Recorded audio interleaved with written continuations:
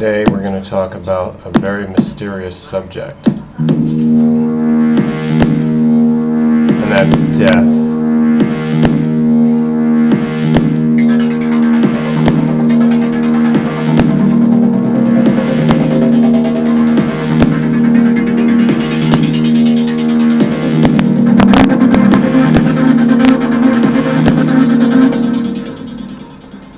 Who hasn't wondered about death?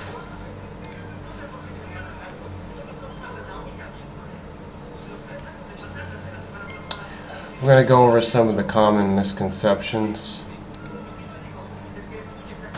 and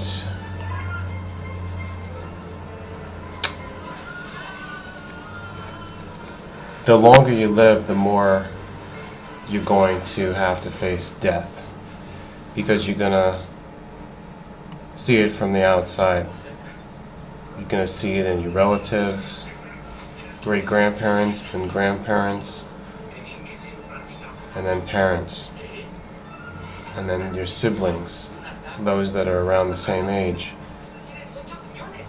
By statistical average or probability, it's the older people that are going to go sooner, although you'll find a lot of exceptions. Some people even have their children die before they do. So that's a horrible experience, but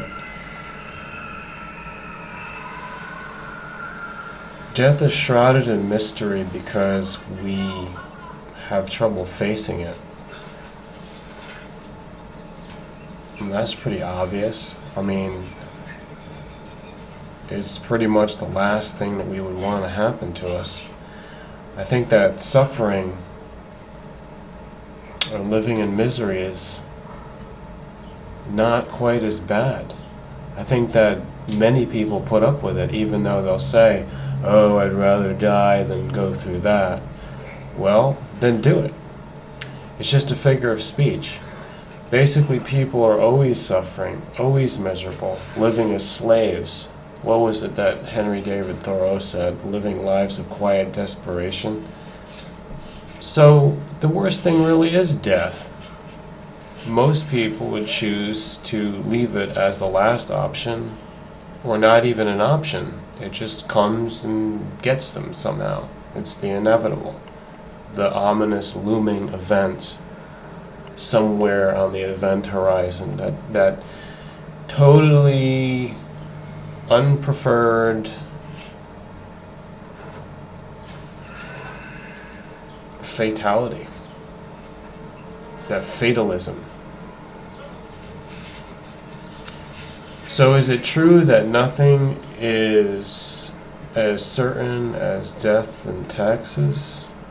And those are the two things that the government would have you believe are absolute. But if it's not the government saying it, then it's everybody. There's nothing more certain than death itself. I don't know why I'm on this page right now. Let's go to this page. It's the death of the president.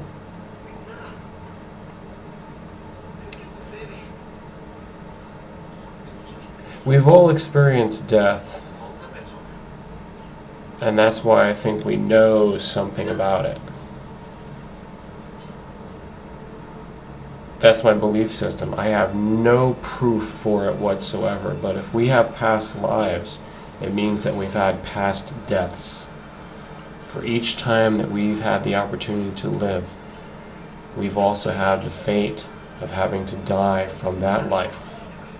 And this leaves a mark on us, a notch, a scar. And I don't think that we'd ever forget it. And to me, there's something about human nature that we see it from the outside, but I think it's hitting a little bit closer to home. I think it reminds us of our own frailty, but also our own vague memory that we've been through death before. So like I said, I can't prove it.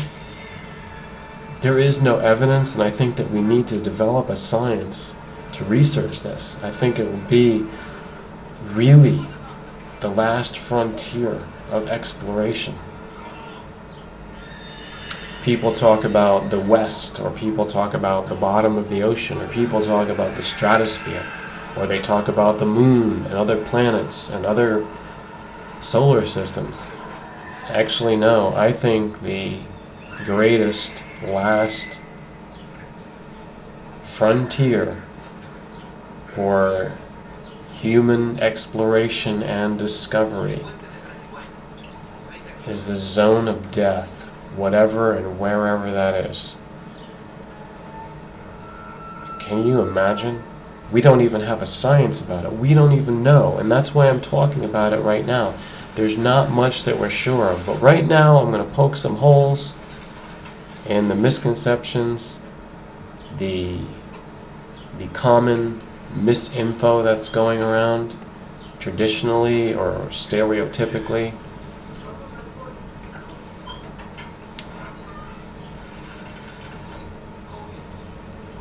There's something about the tunnel and the light, and they say, go to the light. And now other people are saying, don't go to the light. That's the wrong way to go. What is the light that people say that they're seeing?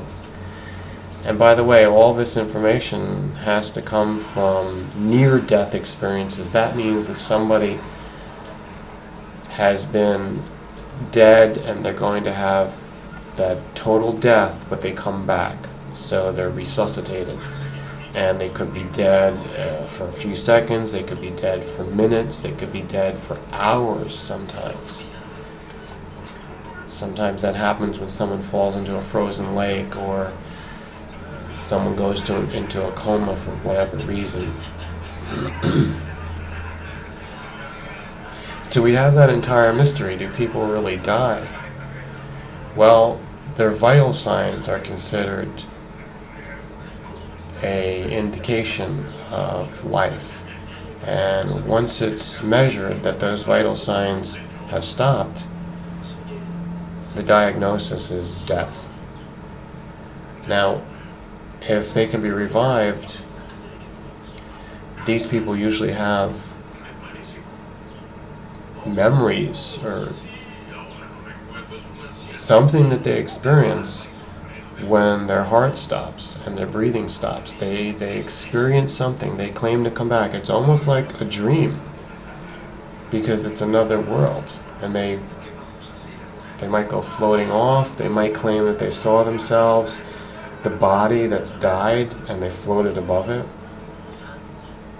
So this is getting into the whole idea of spirit, because we're not the body, we're not this physical body. We might be something other than that. We might be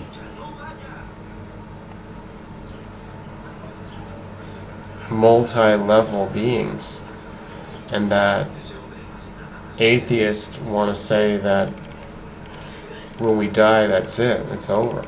They don't believe in an afterlife. They don't believe anything that can't be proven scientifically. I mean, that's the typical atheist approach to life. That's their typical belief. It's the way that it whittles it down just to the very core belief that is knowledge. I consider knowledge also a belief system, but that's a whole other argument. So if we don't have an afterlife, how is this whole information about near death or out of body experience, or how can we imagine anything that goes on after we die? Is it all just fiction? It's just a fantasy? Well, here's some more of the misconceptions.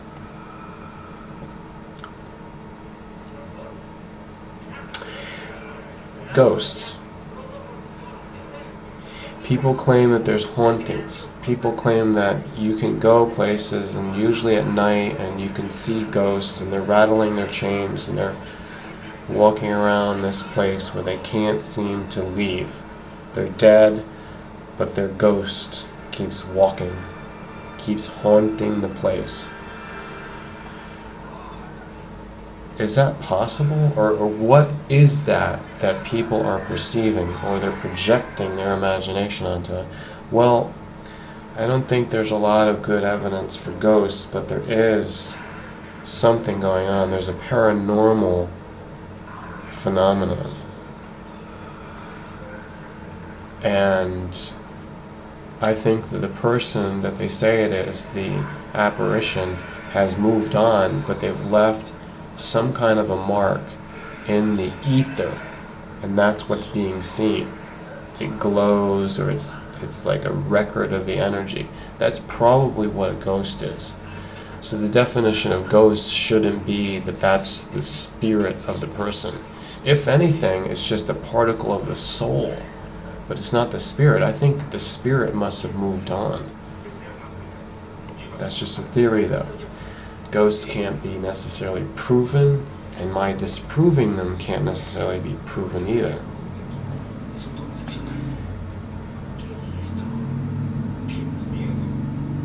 But I want to poke some holes into the idea that there really is no afterlife, and there is no non-physical part of the human. And how I'm going to do that right now,